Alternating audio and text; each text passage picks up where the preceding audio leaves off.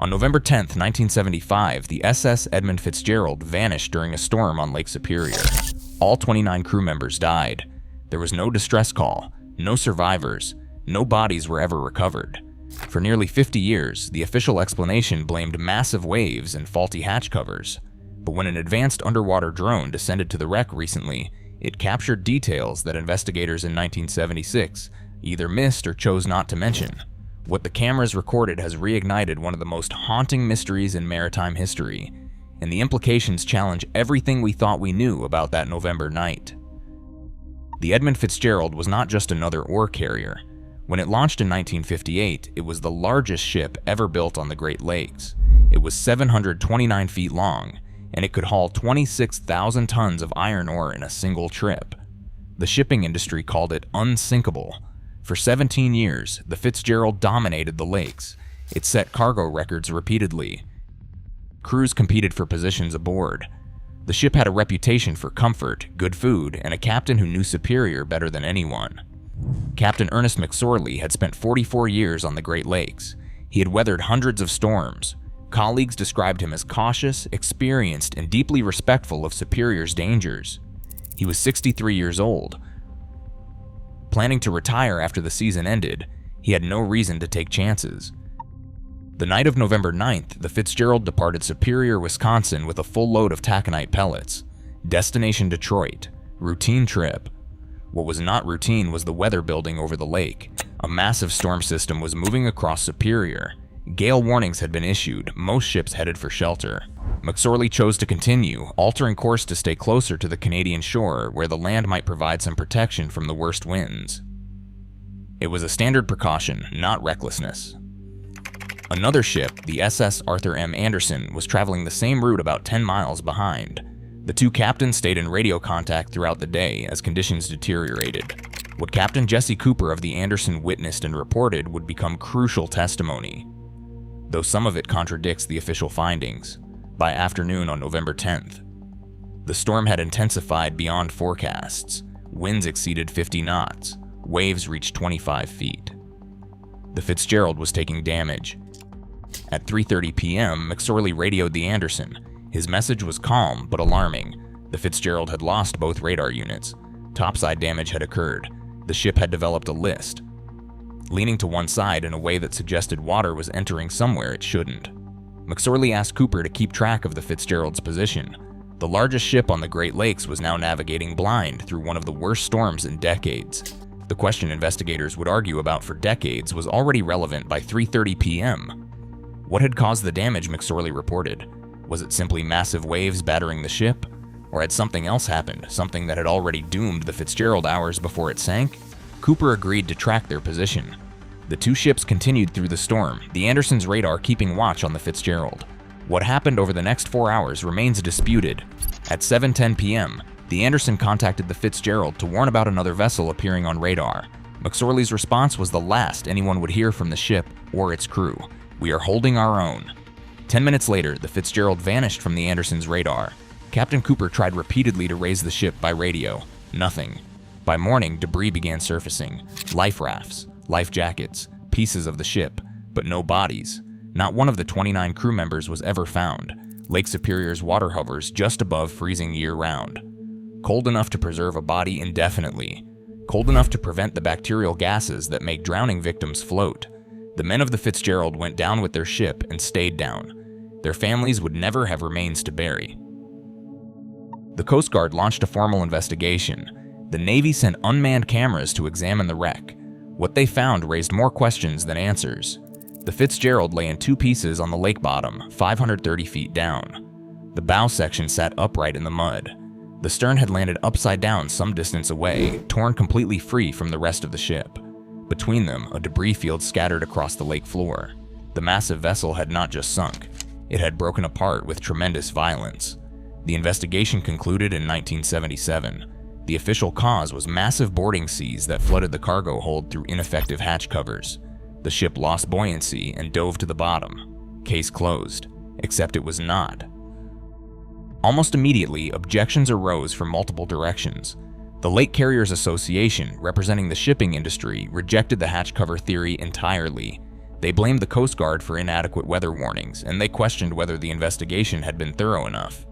The families of the crew pointed to the Fitzgeralds' recent inspections, which had found no serious problems with the hatches.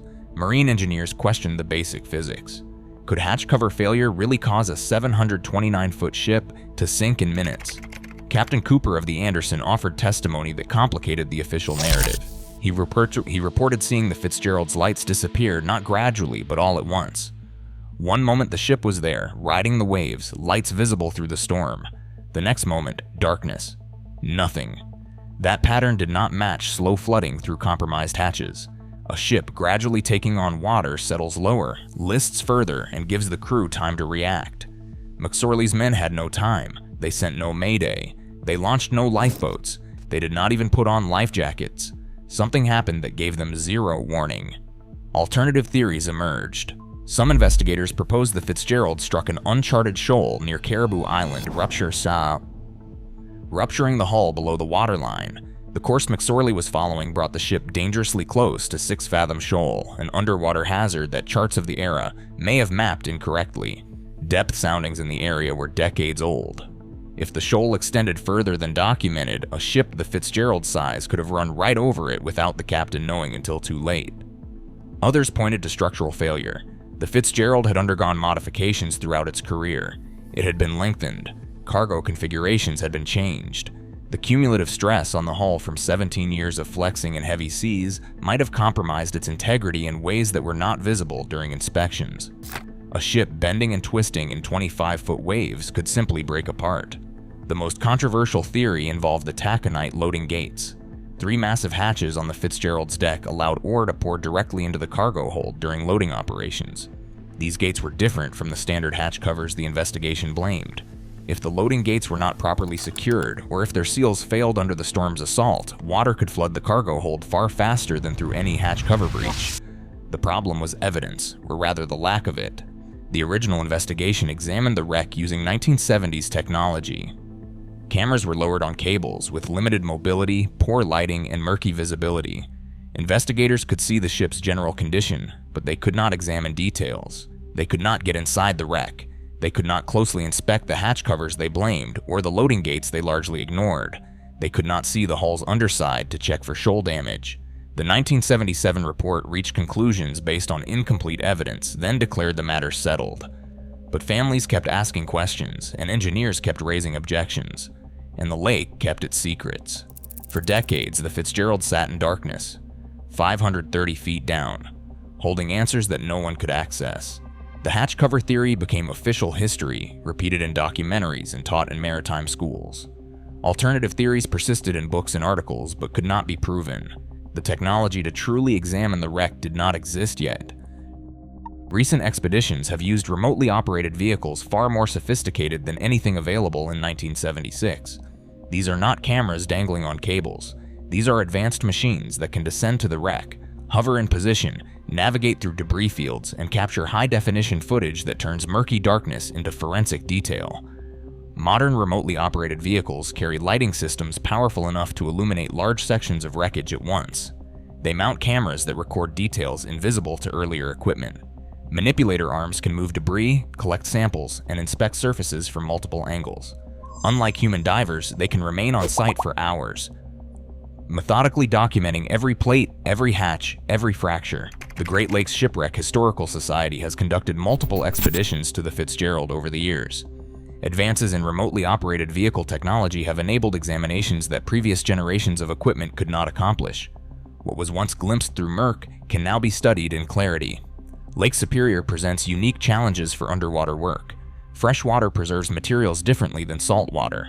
The cold, which hovers just above freezing at depth, slows decay dramatically. Visibility remains limited. Sediment stirred by currents or by a remotely operated vehicle's own thrusters can create instant blackouts. Operators must work carefully, constantly aware of the drone's position and tether. The depth puts the wreck beyond recreational diving limits. 530 feet requires specialized technical divers using mixed gases, and even then only briefly, with substantial decompression requirements. Remotely operated vehicles face no such constraints. They can spend hours examining details that human divers would only glimpse for seconds. The mission parameters were clear. This was not treasure hunting or salvage. The Edmund Fitzgerald is protected under Michigan law as an underwater gravesite. Disturbing the wreck or removing artifacts is prohibited. The goal was documentation, mapping, and answering questions that had lingered since 1975. The drones were deployed from surface vessels positioned above the wreck. Fiber optic tethers transmitted commands down and video feeds back up. Operators worked methodically, first mapping the overall wreck site, then focusing on specific areas of interest. They inspected the cargo hold sections, the hatch covers, the loading gates, and the hull plating. Days of careful examination, every surface recorded, every anomaly noted. What the cameras found challenged conclusions that had stood for nearly 50 years. Remotely operated vehicle footage captured the wreck in unprecedented detail. The bow section sits upright, embedded in lake bottom sediment. The pilot house, where Captain McSorley and his crew spent their final moments, is partially collapsed but still recognizable. Windows shattered, equipment scattered. The bronze bell that originally hung just outside was recovered in 1995 and now resides at the Great Lakes Shipwreck Museum, replaced on the wreck by a replica engraved with the crew's names. But the significant findings were not about what could be seen before. They were about what earlier technology could not examine closely. The hatch covers that the Coast Guard blamed for the sinking remain in place, many still secured to the deck, largely intact. The damage they show appears consistent with impact against the lake bottom rather than failure during the storm. If the hatches had been breached catastrophically enough to flood the cargo hold in minutes, investigators would expect to see them displaced, torn away, or missing entirely. Many are not. They are where they should be, still fastened down. The taconite loading gates present a different picture entirely. The drone footage revealed significant damage and displacement around these structures. One gate appears to have been forced open, not closed and secured as it should have been for the voyage. The surrounding deck plating shows stress fractures radiating outward from the gate, patterns consistent with catastrophic failure rather than gradual flooding. If the loading gates failed instead of the hatch covers, water would have poured into the cargo hold at a rate the official theory never accounted for. The ship could have lost buoyancy far faster than the investigation estimated. The most striking discoveries came from examining the hull itself. The Fitzgerald did not just sink, it broke apart with tremendous force. The separation between bow and stern sections shows metal torn rather than cleanly fractured. The cargo hold area between them was devastated. Hull plates are twisted, frames are bent. The violence of the breakup exceeded what simple flooding would cause. Researchers identified what appear to be impact marks on the bottom hull plating, scrapes and dents in patterns suggesting contact with a hard surface. If the Fitzgerald struck 6 Fathom Shoal during the storm, hours before sinking, these marks would be exactly what investigators should find. The location and distribution match what a grounding incident would produce. The ship may have hit something during the storm, not after. Debris field analysis told another story. The pattern of wreckage scattered across the lake bottom suggests the Fitzgerald hit the water at an angle, nose first, with significant forward momentum. This matches what Captain Cooper reported. The ship did not settle slowly as it flooded. It dove. The stern section revealed additional anomalies. The propeller shows damage inconsistent with normal operation. The rudder position suggests the crew may have been attempting an emergency maneuver in the final moments, trying to correct a problem they could not solve. Hull plating along the stern's underside shows deformation that some analysts believe preceded the breakup, rather than resulted from it. The cumulative picture contradicts the official theory at nearly every point. The hatch covers appear largely intact. The loading gates show evidence of failure. The hull shows possible shoal damage. The debris pattern indicates a sudden dive rather than gradual flooding. The structural damage suggests the ship was compromised before it sank, not simply overwhelmed by waves. The investigation that concluded in 1977 may have reached the wrong conclusions. The evidence that could have challenged those conclusions was sitting 530 feet down, invisible to the technology of the era, waiting for equipment sophisticated enough to document what really happened. The drone footage does not prove any single theory definitively. The lake still keeps some secrets, but it substantially undermines the official explanation, and it gives concrete support to alternatives that were dismissed or ignored. For nearly 50 years, the families of the 29 crew members were told their loved ones died because hatch covers failed. The drone evidence suggests that might not be true. The ROV evidence has renewed serious consideration of a theory the original investigation largely dismissed. The Fitzgerald may have struck 6 Fathom Shoal near Caribou Island hours before it sank. sustaining damage below the waterline that sealed the ship's fate long before anyone realized. Captain McSorley's course changes that afternoon put the Fitzgerald closer to the Canadian shore than typical routes. He was seeking protection from the storm, standard practice. But the charts he was using showed water depths that subsequent surveys proved inaccurate. The shoals extended further than mapped. Soundings in the area dated back decades. Nobody had checked whether they were still correct. A ship drawing 27 feet of water loaded with 26,000 tons of taconite, passing over a shoal that was not where the chart said it was. The math is unforgiving. A ship striking bottom at speed does not just sustain damage below the waterline. The impact lurches the vessel violently, equipment tears free, antennas snap. The ship rolls and recovers, but the damage is done. Below the surface, hull plates have buckled, seams have opened, water is coming in where no one can see it. If the Fitzgerald was taking on water through bottom damage for 4 hours before it sank, the timeline finally makes sense. The pumps would have been running constantly, fighting a battle they could not win. The list would have worsened gradually as water accumulated faster than it could be expelled. McSorley's report that they were holding our own might have been an optimistic assessment rather than an accurate status. He thought they were managing. He did not know the ship was already dying. The damage McSorley reported at 3:30 p.m. takes on new significance under this theory. The lost radar units, the topside damage, the list. All of it could be consistent with a grounding incident rather than wave damage alone. The shoal theory explains something the hatch cover theory never could. Why the sinking was so sudden. A ship gradually flooding through deck hatches loses buoyancy slowly. It settles deeper in the water. It lifts further to one side. The crew has time to recognize the danger, send distress calls, launch lifeboats, put on life jackets. The Fitzgerald's crew did none of these things. They had no warning whatsoever. But a ship with a compromised hull that has been slowly flooding for hours can reach a tipping point. Water weight shifts suddenly as compartments overflow into adjacent spaces. The bow, heavier now than it should be, dips. The stern rises. Structural stress that the ship was designed to handle in normal conditions exceeds limits when combined with flooding and massive waves. At that moment, the ship does not sink. It plunges.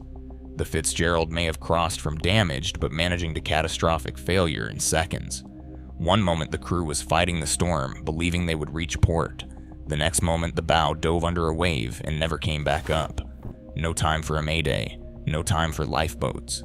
No time for anything except the cold black water rushing in. This explains what Captain Cooper saw. The lights did not gradually dim as a ship settling into the water would show. They disappeared all at once. One moment visible through the storm. The next moment, nothing. The ship was there, and then it was not. It explains the debris pattern. The wreckage scattered across the lake floor in a way that suggests violent, sudden impact rather than gradual descent.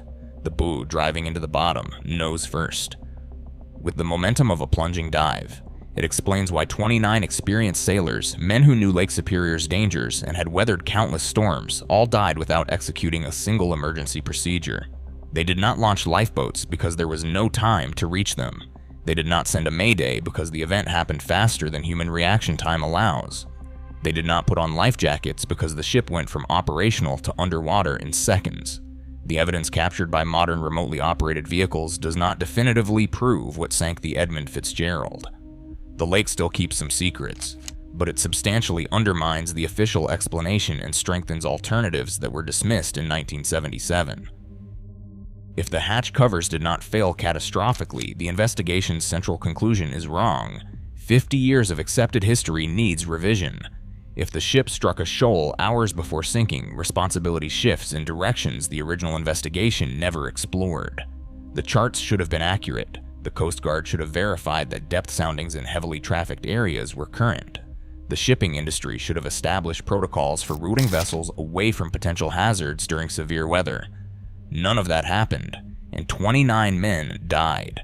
The implications extend beyond historical understanding to the safety regulations that followed the disaster. After the Fitzgerald sank, requirements changed for hatch cover construction and securing mechanisms. Ships were modified. Inspections were updated. The industry spent millions addressing the problem the investigation identified. But if the actual cause was hull damage from navigational hazards, those regulations addressed the wrong problem. Other ships may have remained vulnerable to the real dangers while being protected against threats that did not sink the Fitzgerald. The findings also affect how the families understand what happened to their loved ones.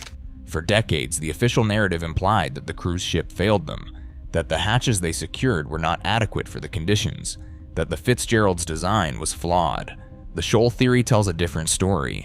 It suggests that inadequate charts and outdated information failed them, that Captain McSorley made reasonable decisions based on data that was simply wrong, that the crew did everything right and died anyway because the tools they were given were not accurate. That is a different kind of tragedy, not human error, not equipment failure, systemic failure, institutional failure, the kind of failure that implicates organizations rather than individuals. The Coast Guard investigation may have reached the conclusions it reached because the alternative was worse. Blaming hatch covers meant blaming the ship, and by extension, the company that operated it. Blaming inaccurate charts meant blaming the Coast Guard itself. Whether that consideration influenced the findings, no one can say for certain. But the question lingers. The Edmund Fitzgerald is not a historical curiosity or a regulatory case study. It is a grave. 29 men died on that ship. Their bodies remain inside the wreck, never recovered, never returned to their families for burial. The cold of Lake Superior has preserved them for nearly 50 years. They are still down there, in the darkness, 530 feet below the surface. Michigan law recognizes this. The wreck is legally protected as an underwater gravesite. Salvage is prohibited. Artifact removal is prohibited.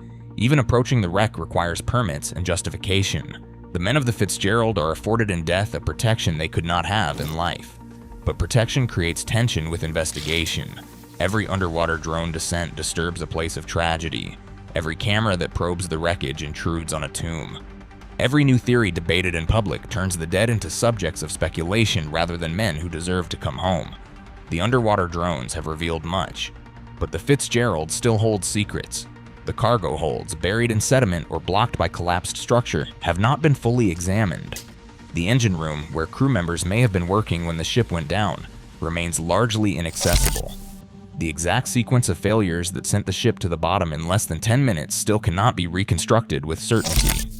Some questions may never be answered. Why did Captain McSorley not send a distress call? Was there no time? Did communications fail before he could reach the radio? Did he not realize how bad things were until the deck was already underwater? Where were the crew members in the final moments? At their stations, trying to escape? Did they know what was happening? Was there pain, or was the end too sudden for fear? The lake bottom preserves evidence but also conceals it. Sediment builds year after year. Steel deteriorates slowly but continuously. The wreck that exists today isn't identical to the wreck investigators examined in 1976. Some answers may be lost to time before technology advances enough to find them. Future expeditions will continue. Better cameras, more capable drones, improved analysis techniques. Each generation of technology reveals details the previous generation could not capture. What the next mission finds may challenge today's interpretations, just as today's findings challenge the original investigation. The Edmund Fitzgerald sank nearly 50 years ago. The official cause has been questioned since the investigation concluded. Modern ROV technology has provided evidence that undermines that conclusion and supports alternatives. The hatch covers may not have failed. The hull may have been breached hours earlier. The ship may have been doomed from the moment it crossed that shoal. But certainty remains elusive. The men who could tell us what happened are gone. The ship that holds the answers lies in darkness, slowly surrendering to time. The mystery isn't solved. Mysteries never are completely solved. The lake still has secrets, and the Fitzgerald still keeps them. Superior never gives up her dead, but sometimes, with patience and technology and the will to look closer, she gives up fragments of the truth.